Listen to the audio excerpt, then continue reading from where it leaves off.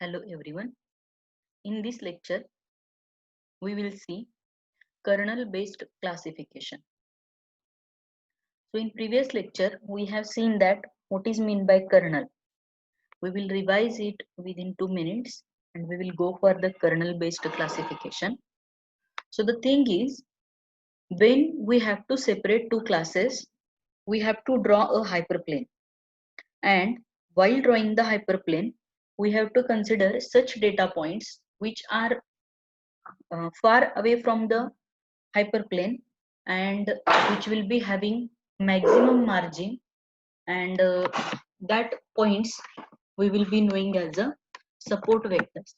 So by using that support vectors, we were drawing a hyperplane, or if we are having number of hyperplanes, then we are choosing one hyperplane which will be having maximum margin, so that in future also whenever the data points added into it, so uh, it will be easily classified by one another. So it is related with the when we are having the two classes. Suppose we are having multiple classes, or we are having two classes only, but the data is not separated linearly, means by drawing a linear line. If the data is not going to separate, then we have what we have to do with such data. So with that, we have to consider one more axis for that.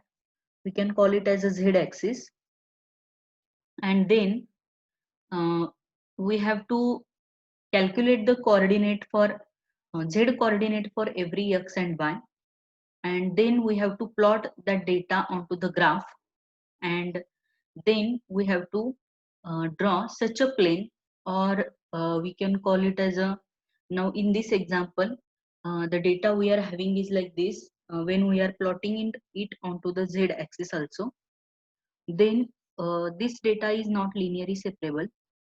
Now, what we have done here, we have drawn a circle. So that circle is known as hyperplane. So every time it is not possible that your hyperplane should be only one line, or it should be a linear line.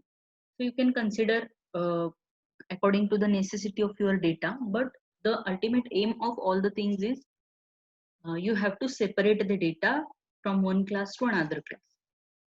Suppose you are consider multiple number of classes also, then you have to separate your data in that number of classes. So while considering that also, you have to choose, or you have to draw such hyperplanes which will accurately separate the data. Now that type of uh, hyperplanes are known as kernels. Means when we transform back this line to original plane, it maps to circulate boundary. These transformations are called as a kernels. Now, this circle is known as the kernel in this particular example. Because now the data is not linearly separable, so we have drawn a circle, and by drawing the circle, we are going to separate two types of data here. Now the circle will be, a circle is playing the role of hyperplane, then that circle is known as kernel. So this is the basic idea about kernel. Now the next thing is how the kernels we are considering for separating the data, or what is the kernel based classification. So the kernel is learning of the hyperplane is linear SVM is done by transforming the problem using some linear algebra. This is where the kernel plays role. Means whenever we want to separate the data, first thing comes in our mind that there should be a line, there should be a linear line which will separate the data, but it is not always possible. So here in these cases, kernel is the thing which plays a role to classify the data. The linear kernel, the equation for prediction for new input using the dot product between the input x and each support vector xi is calculated as follows. Now the kernel is calculated or kernel is decided by using this formula. So f of x is the function where b of 0 plus sum of ai into x into xi, sorry, x comma xi, means for every x you are having one support vector, and this is an equation that involves calculating the inner product of new output vector with all support vectors in training data. The coefficient B0 and AI for each input must be estimated from the training data by the learning algorithm. These are the coefficients. Generally, these are the constants, and for every support vector, there should be a separate hyperplane for it. And by using this, we can say that we can calculate the kernel, or if we are having number of kernels, then which kernel we have to choose while separating the data. So this formula will tell us about the same thing. The kernel based classification works when the examples are not linearly separable. It's useful to transform the original vectors by projecting them into a higher dimensional space where they can be linearly separated. And SVM also adopts similar approach like polynomial regression, even if there is now a complexity problem that we need to overcome. Actually, the thing is how these things are linearly, or how these things are going to separate, means things in the sense whatever the data points you have chosen to separate from one another, and how it is practically possible. For that, we have to check for the example, or we have to go for the example where the actual data points are given. We have to plot it, and then we have to draw such a line that the data should get separate from one another. The thing is, when the data is not linearly separable, you have to go for the kernel.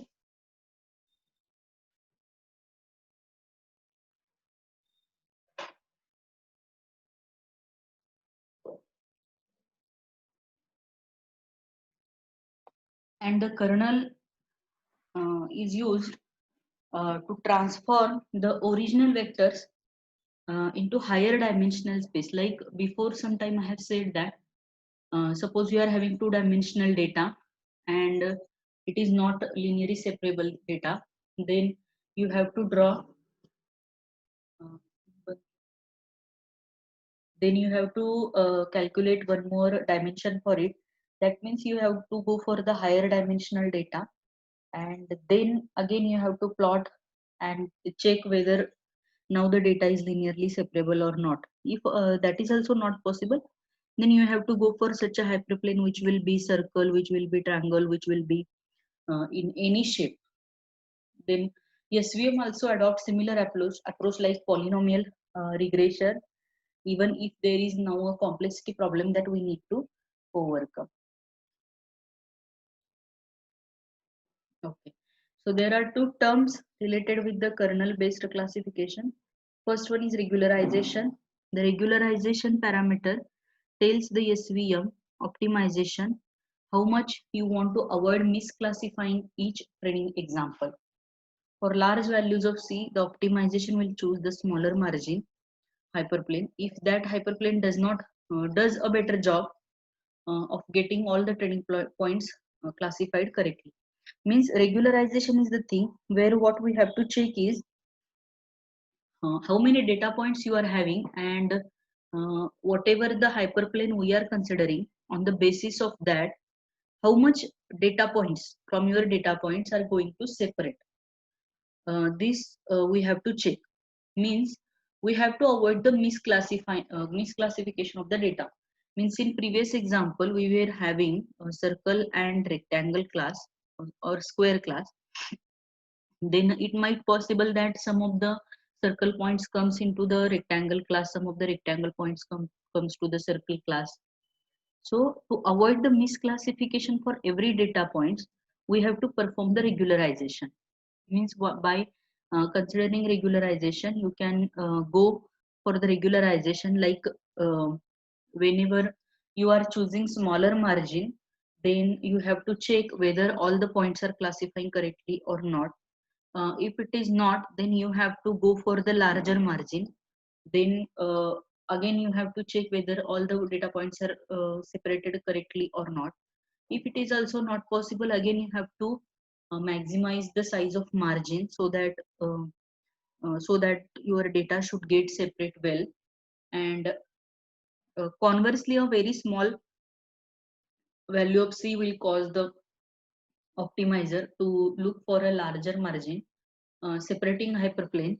Even if the hyperplane misclassifies more points, means it is not all the time possible that whatever the hyperplane you have drawn, that will classify the data correctly, or there should be 100% accuracy with it. It is not possible. For that also you have to check, uh, means one has to go for checking every time that whether it is working fine or not, whether it is working fine or not. Then if not, then maximize the size of margin. Then again check whether it is working correctly or not, likewise. So this process is known as regularization, and the maximum regularization is there, maximum separation or maximum means minimum misclassification is there. Maximum regularization is there, then minimum misclassification is there. So this concept is known as regularization. Next is margin. A margin is a separation of line to the closest class points.